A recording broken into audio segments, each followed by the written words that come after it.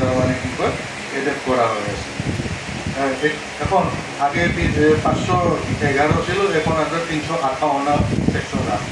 তারপর ভারতীয় নাগরিক সুরক্ষা সংহিতায় আসে, সংহিতায় 30টা প্রভিশন তার মানে যেখান থেকে রিপ্লেস করছে, আর 45টা তার মানে নতুন প্রভিশন এখানে তার মানে কি করে দিয়েছে, আর ঢুকার জন্য পুরো 531 সেকশন এখন করেছে।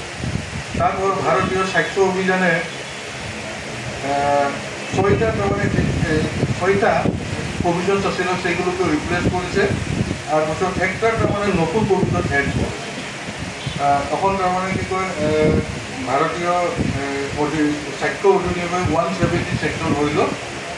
আর এই যে চেঞ্জ হয়েছে এইগুলো তার মানে ইলেকট্রনিক্স এভিডেন্স, এগুলোও তার মানে কি করে এডিটেড হবে বা দেখা যাবে, সেগুলো কথা বলছে। আর এখন তার মানে আজকাল তো আরও মোবাইল হাতে হাতে থাকে, বা সাপোজ আপনার ক্যামেরা হাতে হাতে থাকে, সেগুলো তার মানে কি করে যেগুলো জায়গায় কিছু একটা হলে লগে লগে সেটা তার মানে কি করে এভিডেন্সটা নিতে তেমন সুবিধাও হয়, বা সেগুলো তেমন এভিডেন্স হিসেবে ব্যবহৃত হয়, সেগুলো তেমন ডিসকাশন এভিডেন্স একটাও করছে, এই আরও নাগরিক সুরক্ষা সংহিতাও করছে, সেগুলো তেমন নির্দিষ্ট সেকশনে আছে।